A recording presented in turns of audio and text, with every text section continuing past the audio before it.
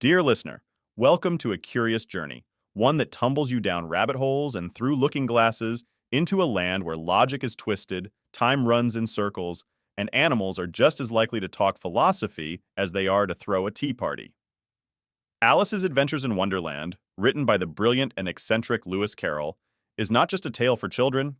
Oh no, it is a marvelous dream, stitched together with riddles and rhymes, peppered with talking beasts, grinning cats, and queens who are far too fond of shouting, "Off with their heads!" Our heroine, Alice, is a girl like many others, curious, clever, and just a bit impatient with the dullness of the ordinary world.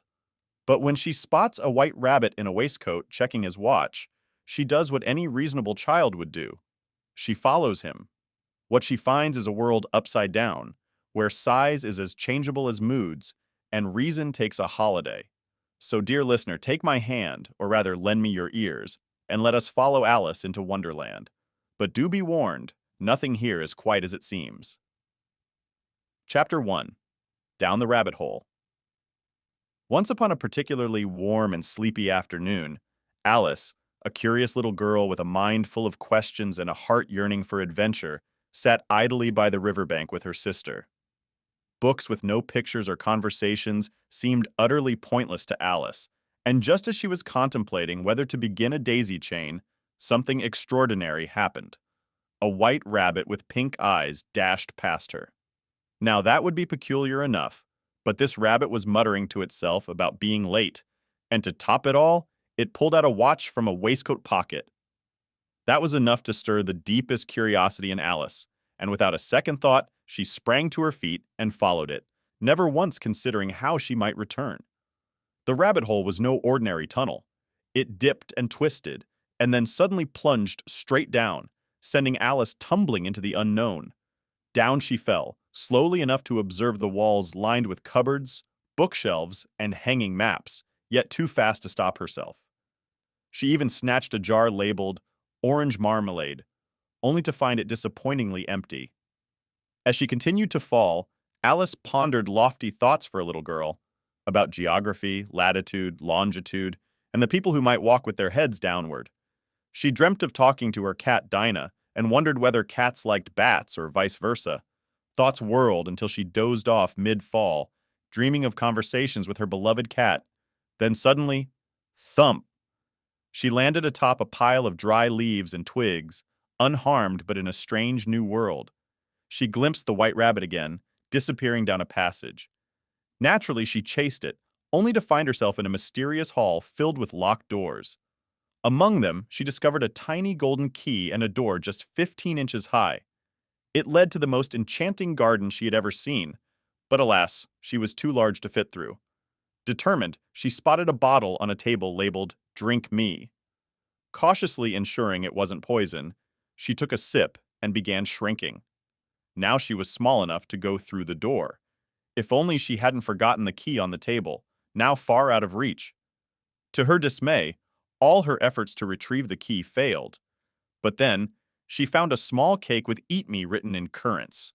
Thinking logically, if it made her larger, she could grab the key. If smaller, she could walk through the door. Alice took a bite, eager to see what curious transformation awaited her next. Chapter 2. The Pool of Tears. As the magical cake worked its spell, Alice shot up like a telescope, stretching taller and taller until her head brushed the ceiling.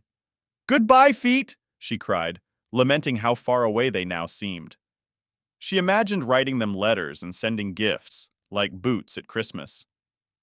But her delight quickly faded when she found that she still couldn't reach the garden. She wept miserably, so much so, in fact, that her tears formed a salty pool at her feet. Just then, the white rabbit reappeared, dressed in gloves and a fan, fretting over the Duchess. In her desperate state, Alice asked for help, but he fled, dropping the fan and gloves behind.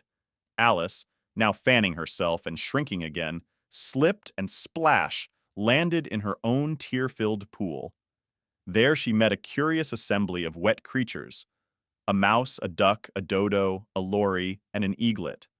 All had fallen into the pool too, and together they swam to the shore in search of a solution for their soggy state. Chapter 3. A Caucus Race and a Long Tail. The bedraggled group gathered on the shore, each dripping and cranky. The pressing matter drying off. The mouse tried a history lesson, but it failed to warm them up. Then the dodo proposed a caucus race, a bizarre event where everyone ran in all directions, starting and stopping whenever they pleased. Eventually, the dodo declared, "Everybody has won, and all must have prizes." With no prizes at hand, Alice offered up some comfits from her pocket. When they remembered Alice should receive a prize too, she received her own thimble, ceremoniously presented by the dodo. Then the mouse began a long tale, both in story and shape, about a trial involving a cunning creature named Fury. But Alice, distracted by its physical tail, misunderstood, which offended the mouse. Despite apologies, it stormed off. Soon, the mere mention of Alice's beloved cat Dinah terrified the birds, and one by one they all took flight, leaving Alice quite alone again. Chapter 4. The rabbit sends in a little bill. The white rabbit reappeared, panicked over losing his gloves and mistaking Alice for his housemaid Mary Ann. Flustered, she obeyed, scurrying to his house in search of the gloves. There she found another mysterious bottle, drank it, and whoosh! Grew so enormous that she filled the room. Now too large to move, Alice heard the rabbit and his helpers trying to pull her out, finally deciding to send Bill the lizard down the chimney. But with a well-placed kick, Alice sent poor Bill flying. Then came a hail of pebbles through the window that turned into cakes. One bite shrunk her down again, and she escaped into the woods. Soon, she came upon a puppy, adorably huge from her shrunken view. After a playful yet perilous escape from the puppy's clumsy paws, Alice collapsed beneath a mushroom. There, she met someone altogether different. Chapter 5. Advice from a caterpillar. Perched atop the mushroom, puffing leisurely on a hookah, was a blue caterpillar. It questioned Alice in a most unhelpful and cryptic manner. "Who are you?" Which was hard to answer, given how much she'd changed. She explained her size troubles and memory lapses. The caterpillar, unimpressed, asked her to recite poems, which came out all wrong. Before it slithered off, it offered two vital pieces of advice. Keep your temper, and more usefully, that one side of the mushroom would make her grow, and the other would shrink her. Alice broke off pieces of the mushroom and tested them until she reached a more reasonable size. Then she set off again, eager to find the elusive garden. Chapter 6. Pig and Pepper. Soon Alice came upon a strange house with a fish footman delivering an invitation to a frog footman. Curious, she entered, finding a chaotic kitchen full of pepper and sneezing. The Duchess nursed a baby while the cook flung pots and pans, all under the gaze of the ever-grinning Cheshire Cat. Amid the madness, the Duchess handed the baby to Alice, who tried to calm it. But to her astonishment, the baby turned into a pig. Not wanting to keep a pig, she let it go and wandered off, where she encountered the Cheshire Cat again, vanishing and reappearing at will. It directed her toward the March Hare's house, though warned that everyone there was quite mad. Chapter 7. A Mad Tea Party. The tea party was in full swing with the March Hare, the Mad Hatter, and a sleepy dormouse crammed around a long table. Alice joined them, but quickly found their conversation impossible to follow. Time, it turned out, had quarreled with the Hatter, leaving tea time stuck at 6 o'clock forever. They spoke of riddles with no answers, watched the dormouse drift in and out of sleep, and changed seats with every passing comment. Fed up with the absurdity, Alice stormed off, muttering that it had been the stupidest tea party she'd ever attended. Chapter 8. The Queen's Croquet Ground. Alice stumbled into a beautiful garden, where she met Living playing cards painting white roses red to avoid the wrath of the Queen of Hearts. Soon, the Queen herself appeared with a royal entourage, including the king, more cards, and curious creatures.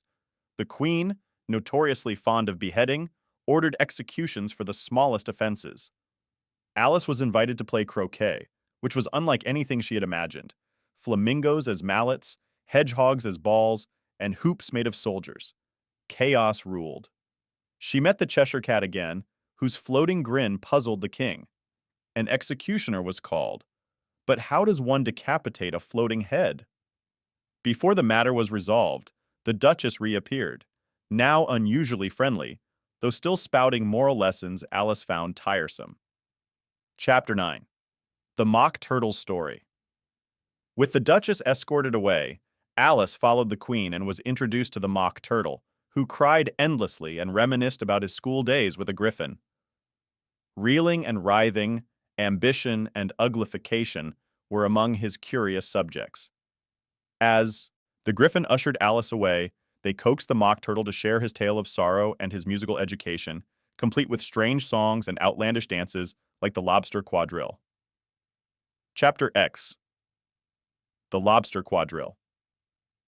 The Griffin and the Mock Turtle performed the Lobster Quadrille, a strange swirling sea dance where participants threw lobsters into the sea.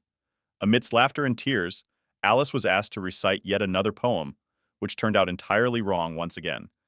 Before long, the creatures began quarreling over nonsense, and just as the story seemed to spiral into another odd turn, a trumpet sounded. "Come on!" cried the Griffin. "The trial's beginning!" Chapter 17. Who Stole the Tarts? In the courtroom, the King of Hearts presided as judge. The Knave of Hearts stood trial for allegedly stealing the Queen's tarts. Witnesses included the Mad Hatter, still flustered from his tea party, the March Hare, and even the Sleepy Dormouse. Each testimony grew more nonsensical than the last. The Hatter rambled, the cook tossed pans, and the court debated wildly irrelevant matters. Alice, meanwhile, had been quietly growing again. Chapter 14. Alice's Evidence. Finally, Alice was called to the stand. As she took the witness box, she grew so tall the courtroom could hardly contain her. The king began asking absurd questions, and at the Queen's demand, issued an execution order for Alice herself. But Alice had grown too confident and too tall to be intimidated. "You're nothing but a pack of cards!" she shouted. Suddenly the cards rose into the air and flew at her, and just like that, Alice awoke to find herself back on the riverbank, her sister nearby. The daydream vanished with the breeze. And thus ends our journey through Wonderland. From the dizzying depths of the rabbit hole to the madcap trial in the Queen's court, we've wandered with Alice through riddles and rhymes, into strange gardens and stranger conversations. We've met cats who disappear, caterpillars who question your identity, and turtles who mourn with melancholy sighs. But as all dreams must, even the wildest ones, this adventure draws to a close. Alice awoke on the river bank, the sunshine warm on her face, the dream slipping away like mist at dawn. Yet the echoes of Wonderland linger, whispers of what might be, if only we dared to imagine. Perhaps that's the magic of Wonderland, not just the nonsense, but the wonder itself. The idea that even a little girl can walk boldly into the unknown, challenge mad queens, and hold her ground against a pack of cards. Because curiosity, after all, is its own kind of courage. So whether you're old or young, wide awake or still dreaming, may you always carry a bit of Wonderland in your heart. And next time you see a white rabbit rush past, don't be afraid to follow. The adventure, dear listener, is never truly over.